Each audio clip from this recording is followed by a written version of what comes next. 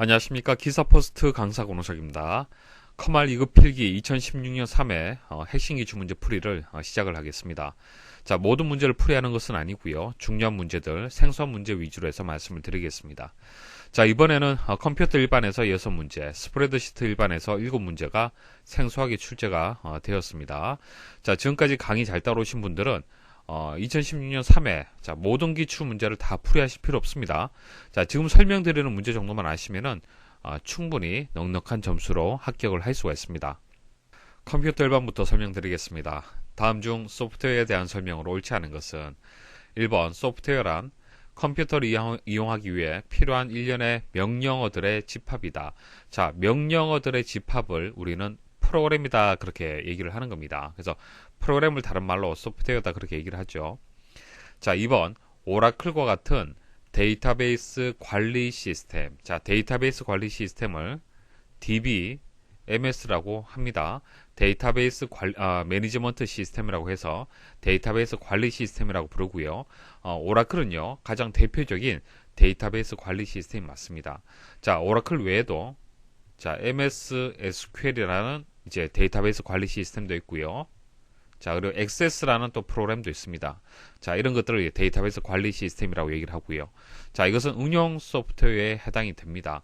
자, 응용 소프트웨어라는 것은 어떤 특수한 목적을 가지고 만들어진 프로그램을 얘기를 하는 겁니다. 게임 프로그램 있죠. 게임, 뭐 아리아 한글, 뭐 기타 여러 가지 포토샵 이런 것들이 다 응용 소프트웨어에 포함이 되는 겁니다. 그래서 오라클도 응용 소프트웨어 종류 중에 한 가지가 되겠습니다.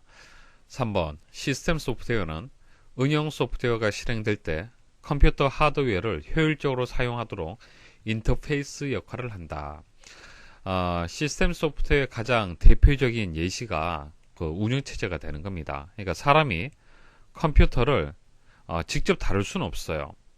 중간에 운영체제를 이용을 해서 컴퓨터를 다루게 되는 것이죠. 그러니까 운영체제가 사람하고 컴퓨터 시스템하고 중간에 인터페이스 해주는 그런 역할을 하는 겁니다.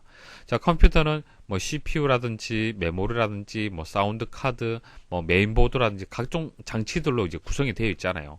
이런 각종 장치들은 사람이 직접적으로 컨트롤하기 힘듭니다. 왜냐하면은 컴퓨터는 내부적으로 기계어라는 것을 이용을 하죠. 자, 이 기계어를 사람은 이해하기 어렵습니다. 따라서 중간에 이런 각종 장치들을 이용하게끔 도와주는 프로그램들을 시스템 소프트웨어다 그렇게 얘기를 하는 겁니다. 이해하시겠죠? 그래서 이게 맞는 설명이에요. 자, 시스템 소프트웨어가 있기 때문에 그 위에 응용 소프트웨어, 그러니까 조금 전 말씀드렸던 오라클이라든지 뭐 각종 게임들, 포토샵, 아리아 한글 뭐 이런 것들을 원활하게 이용을 할 수가 있는 겁니다. 4번 시스템 소프트웨어는 기능에 따라 제어 프로그램과 번역 프로그램으로 구분된다. 자, 여기서 번역이 아니고요. 처리라고 해야만 바른 설명이 되겠습니다. 그래서 4번이 정답인데 설명 좀 드리도록 하겠습니다. 자, 시스템 소프트웨어는요. 시스템 전체를 작동시키는 프로그램을 뜻하는 거고요. 대표적으로 운영체제 그리고 언어 번역 프로그램이 포함이 됩니다. 자, 여기서 주의할 점은요. 언어 번역 프로그램이 일반적으로 우리가 생각하는 영어를 한국어로 번역한다든지 그런 번역 프로그램을 얘기하는 것이 아닙니다. 자, 여기서 언어 번역 프로그램이라는 것은 컴퓨터가 이해하는 기계어라든지 이런 것들을 번역해주는 그런 역할을 하는 겁니다. 그래서 어셈블러라든지 컴파일러, 인터프리터 이런 것들이 언어 번역 프로그램에 포함이 됩니다. 자, 그래서 이런 것들을 시스템 소프트웨어라고 얘기를 하고요. 조금 전 말씀드렸다시피 제어 프로그램하고 처리 프로그램으로 기능상으로 구분이 됩니다. 다음 중 정당한 사용자가 정상적으로 시스템을 종료하지 않고 자리를 떠났을 때 비인가된 사용자가 바로 그 자리에서 계속 작업을 수행하여 불법적 접근을 행하는 범죄 행위에 해당하는 것은, 그러니까 비인가된 사용자라는 것은 허가받지 않은 사람이죠. 허가받지 않은 사람들이 불법적으로 이런 식으로 접근하는 것을 피기배킹이라고 합니다. 자, 용어 암기를 하시고 나머지 한번 보도록 하겠습니다. 스패밍은 스팸 메일 생각하시면 됩니다. 수신자가 원하지 않는 메일을 송신하는 행위가 되고, 스푸핑은 속임수를 뜻하는데 IP 주소라든지 이메일 주소를 위장하는 해킹 방식을 뜻하는 겁니다. 스니핑은 네트워크 주변을 지나다니는 패킷을 엿보면서 계정과 패스워드를 알아내기 위한 행위다. 그러니까 여러분들이 사이트에 로그인을 하잖아요. 그죠? 로그인 정보가 이렇게 네트워크를 타고 전달이 되겠죠. 자, 그 중간에 해킹을 한다는 얘기입니다. 다음 중 운영체제의 성능 평가하는 항목에 대한 설명으로 옳지 않은 것은, 자, 여러분들이 사용하고 있는 윈도우즈의 성능을 평가한다라고 한번 생각해 보십시오. 자, 어떤 항목이 필요하겠습니까? 1번, 시스템이 일정한 시간 내에 일을 처리하는 능력.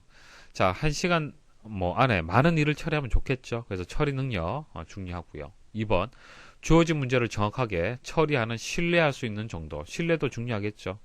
자, 시스템에 즉시 사용 가능한 정도, 이것을 사용 가능도라고 합니다. 자, 이런 것들은 당연히 운영체제의 성능하고 관련이 있다고 볼 수가 있습니다. 자, 그 외에 반환 시간이라는 것도 있습니다. 자, 반환 시간은요, 자, CPU가 있으면은 A란 작업을 수행을 하겠죠. 그러면은 A란 작업이 이제 의뢰를 이제 하게 된 시간부터 해서 처리가 완료될 때까지, 한마디로 A가 처리가 되면서 완료될 때까지 이 시간, 자, 이 시간을 반환 시간이라고 얘기를 합니다. 그러니까 CPU가 이 일을 할 때는 다른 일을 못 하잖아요. 그렇죠? 그래서 A 작업을 시작하고 끝날 때까지, 자, 그때 시간이 CPU의 어떤 처리 능력이 반환되는 그런 시간이 되는 겁니다. 그래서 반환 시간이다, 그렇게 얘기를 합니다. 그래서 시스템의 작업을 의뢰한 시간부터 해서 처리가 완료될 때까지의 걸리는 시간. 자, 이것도 짧으면 짧을수록 좋겠죠. 자, 그래서 3번이 정답인데요. 처리할 데이터를 일정 시간 동안 모아 일괄 처리할 수 있는 능력. 자, 일괄 처리에 대한 설명인데 이것은 해당 항목이 아닙니다. 다음 중 윈도우즈 7의 보조 프로그램에서 시스템 도구, 시스템 정보에서 확인 가능한 각 범주에 대한 설명으로 옳지 않은 것은, 자, 한번 보도록 하겠습니다. 자, 시작 누르시고, 자, 모든 프로그램에 가서, 자, 보조 프로그램, 자, 시스템 도구로 가면 되겠죠. 자, 시스템 정보로 가겠습니다. 자, 시스템 정보로 가시면은, 자, 시스템 요약이라고 먼저 선택이 됩니다. 자, 시스템 요약에 보시면 말 그대로 시스템 전반적인 항목들에 대해서 값이 표시가 됩니다.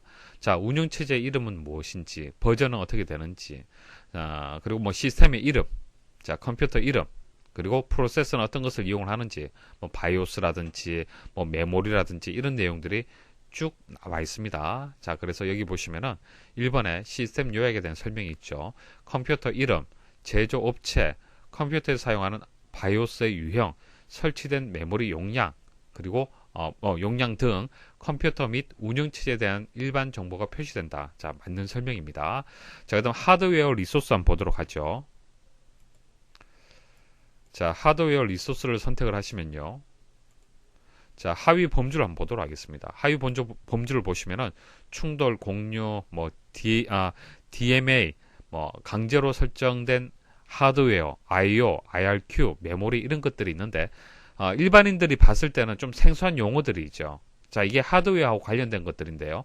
컴퓨터 하드웨어에 대한 IT 전문가용 고급 정보가 표시가 된 겁니다. 자, 그럼 구성 요소 한번 보도록 하죠. 자, 구성 요소 보시면은 멀티미디어, CD-롬, 사운드 장치, 디스플레이, 자, 이런 내용들이 나와요. 그래서 구성 요소에는 CPU와 저장 장치를 제외한 입출력 장치의 구성에 대한 정보가 표시된다라고 설명을 했는데 틀렸습니다. 자, CPU와 저장 장치를 제외한 것이 아니고 CPU만 제외를 했는 거예요. CPU만 제외하고 나머지, 그러니까 저장 장치라든지 입출력 장치에 대한 정보는 다 있습니다. 저장 장치가 다 여기 있잖아요. 그죠? 여기 보면 저장소라든지 이런 것들도 있고요. 자, 입출력 장치도 여기 있습니다. 뭐 CD-롬이라든지 뭐 기타 여러 가지 뭐 디스플레이라든지 이런 장치에 대한 항목들이 보여지게 됩니다. 그래서 3번에서 CPU를 제외한 이렇게 설명을 해야 되는데 틀렸습니다. 자, 소프트웨어 환경, 자, 선택을 하면은, 자, 드라이버, 네트워크 연결 및 기타 프로그램 관련 정보가 표시된다. 자, 시스템 드라이버, 환경 변수 뭐 이런 내용들이 있습니다. 네트워크 관련된 내용도 있고요. 그래서 맞는 설명이 되겠습니다. 다음 중 윈도우즈 7에서 하드디스크에 파일을 삭제할 경우 시스템에 영향을 미칠 수 있는 파일로 주의해야 하는 하는 파일 확장자에 해당하지 않는 것은 중요한 확장자들이 있습니다. 여러분들 불필요한 파일들 삭제한다고 해서 잘못 삭제하면 안 되겠죠. 자, 먼저 부팅 관련된 파일은 절대로 삭제하시면 안 됩니다. 부팅 관련된 시스템 파일들이 어떤 것이 있냐면은 auto.exe 배치 파일, 그리고 config.sys, win.ini, system.ini 이런 것들이 부팅하고 관련된 겁니다. 그래서 이런 것들은 절대로 삭제하시면 안 되겠죠. 자, 이런 확장자는 중요하다는 얘기입니다. 그래서 sys, ini, 자, exe는 실행 파일이죠. 실행 파일도 중요합니다. 이거 삭제하면 실행이 안 되잖아요. 그렇죠? 그래서 1번은 실행 파일이 되고 나머지는 시스템 파일인데요. tmp는요. tmp는 임시 파일입니다. 임시 파일은 삭제하셔도 됩니다. 자, 다음 중 모니터의 전원은 정상적으로 들어와 있음에도 화면이 하얗게 나오는 백화 현상의 원인으로 가장 적절한 것은, 자, 전원은 정상적으로 들어오고 있어요. 자, 그러면 전원 코드의 문제는 기본적으로 아니라고 볼 수가 있겠죠. 그리고 그래픽 카드의 드라이버 문제라든지 모니터의 해상도, 이런 기본적인 문제가 아닙니다. 그러니까 화면이 하얗게 보인다는 것은 하드웨어적인 문제가 분명히 있는 거예요. 그래서 모니터의 액정 패널이 잘못되었든지, 그러니까 모니터의 전면에 보시면은 까만색으로 되어 있는 부분 있죠. 그게 액정 패널입니다. 자, 그다음 보드상의 문제. 그러니까 모니터에 보면은 보드가 내부에 있습니다. 자, 그런 문제가 포함이 될 수가 있어요. 그래서 4번이 정답이 되겠습니다. 자, 스프레드 시트 설명드리겠습니다. 다음 중 삽입 탭에 일러스트레이션 그룹에서 삽입 가능한 개체에 해당하지 않는 것은, 자, 한번 실행해 보시면은 가장 쉽죠, 이해가. 자, 삽입에 가시면은 일러스트레이션이라는 그 그룹이 있습니다. 자, 여기에서 그림, 클립아트, 도형, 스마트 아트는 있습니다. 자, 그런데 없는 것은 워드 아트는 여기 없어요. 워드 아트는 말 그대로 워드, 텍스트에 포함이 되는 겁니다. 그래서 텍스트 그룹에 포함이 되는 겁니다. 자, 그래서 3번이 정답이 되고요. 다음 중 A 두 번째에서 C 아홉 번째, 자, A 두 번째에서 C 아홉 번째 영역에 아래와 같은 규칙의 조건부 서식을 적용하는 경우 지정된 서식이 적용되는 셀의 개수가 어떻게 되느냐. 자, 규칙을 한번 보도록 하겠습니다. 자, 여기 보시면은 규칙 유형 선택에서 고유 또는 중복값만 서식 지정이 선택되어 있고요. 자, 그리고 고유라고 선택이 되어 있습니다. 자, 고유라고 선택이 되어 있으면요, 고유값만 서식이 지정이 되는 겁니다. 그러니까 중복되는 값들은 해당 사항이 없어요. 자, 여기서 중복되는 값은 어떤 것들입니까? 불합격, 중복되죠. 합격, 중복되죠. 자, 따라서 이런 것은 서식 지정이 안 됩니다. 그래서 성명, 커말 1급, 커말 2급, 이상용, 김진태, 이런 식으로 해서 이 데이터의 개수가 10개입니다. 다음 중 찾기 및 바꾸기 대화 상자에서 설정 가능한 기능으로 옳지 않은 것은 1번 대소문자를 구분하여 찾을 수 있다. 자, 상식적으로 생각하시면 되겠죠. 대소문자 구분하면 좋잖아요. 그죠? 찾기 할 때. 자, 포함이 되어 있고요. 자, 기본적으로는 구분하지 않는데 체크하면 구분이 됩니다. 자, 2번 수식이나 값을 찾을 수 있지만 메모 안의 텍스트는 찾을 수 없다. 아닙니다. 찾는 위치가 수식, 자, 수식, 값, 그리고 메모. 자, 메모도 찾을 수 있습니다. 자, 2번이 정답이 되고. 자, 이전 항목을 찾으려면 Shift 키를 누른 상태에서 다음 찾기 단추를 클릭한다. 자, 보세요. 자, 기사 포스트라고 찾는 겁니다. 자, 다음 찾기 누르면은 위에서 아래로. 자, 이렇게 이동이 되죠. 자, Shift를 한번 눌러볼게요. 자, Shift 누른 상태에서 자, 누르면 어떻게 됩니까? 반대로 찾기가 되는 거죠. 자, 그래서 이전 항목을 찾는다라는 설명 맞습니다. 4번 와일드카드 문자인 자, 별표. 자, 별표 기호를 이용하여 특정 글자로 시작되는 텍스트를 찾을 수 있다. 그러니까 기사로 시작하는 이라고 줄 수도 있다는 얘기입니다. 여기에다가 다음 중 아래 그림과 같이 A 두 번째에서 D 다섯 번째. 자, 영역을 선택하여 이름을 정의한 경우에 대한 설명으로 옳지 않은 것은, 자, 이 영역을 이렇게 우리가 참조할 수도 있지만은, 자, 이것을 이름을 지정을 할 수도 있습니다. 자, 이 전체를 이름을 지정할 수도 있고, 이렇게 각각을 이름을 지정할 수도 있습니다. 자, 그것은 선택 영역에서 이름 만들기에서 만일 각각의 이 영역을 코드 번호, 품명, 규격, 단가라는 이름으로 해서 이름을 정의하고 싶다. 그럴 때는 이게 첫 번째 행위잖아요. 그죠? 이게 첫 번째 행위 되기 때문에 첫 행에다가 체크를 하면은 첫 행이 다 이름으로 정의가 되는 겁니다.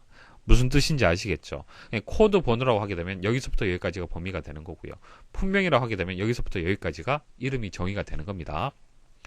자, 1번.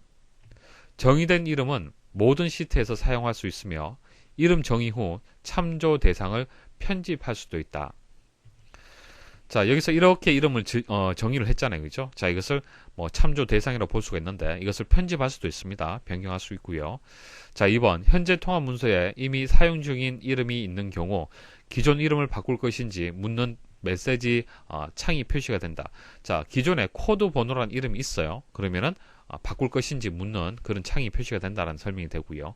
자, 3번. 워크시트의 이름 상자에서 코드 번호를 선택하면 A 세 번째에서 A 다섯 번째 맞는 설명이 되겠습니다.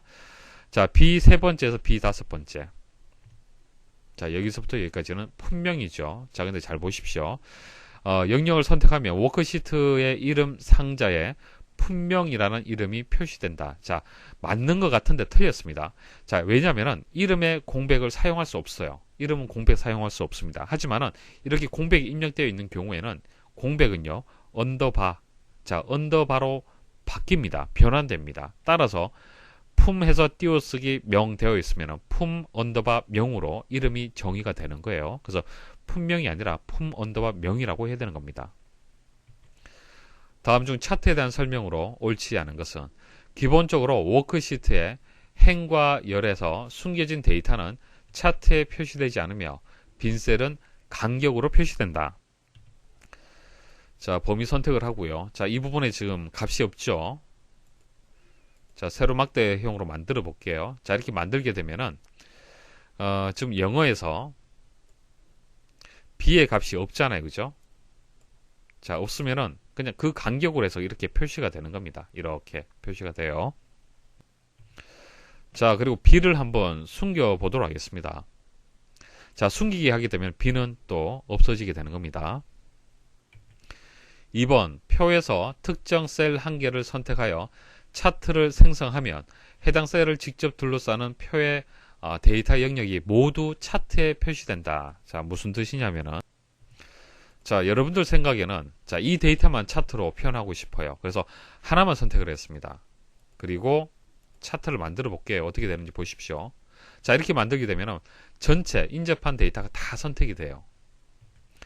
3번, 차트를 만들 데이터를 선택한 후 Alt F1번 키를 누르면 별도의 차트 시트가 생성된다. 자, 이거 틀렸습니다. Alt하고 F1번 누르면요, 데이터가 있는 워크시트, 그러니까 현재 워크시트의 기본 차트, 이제 묶음 세로 막대형으로 생성이 되고요. F11번을 눌러야만 별도로 차트 시트가 생성이 되는 겁니다. 자, Alt하고 F1번 눌러볼게요. 자, 누르면은 현재 워크시트에서 이렇게 만들어지죠. 자, 그 다음 F11번 키 한번 눌러보겠습니다. 자, F11번 키를 누르게 되면은 별도의 시트로 이렇게 만들어지는 거예요. 조금 전 작업했던 시트는 시트 2가 되고 차트 2라고 해서 별도의 시트로 만들어지는 겁니다. 4번, 차트에 2개 이상의 차트 종류를 사용하여 혼합형 차트를 만들 수 있다. 뭐 당연한 얘기죠.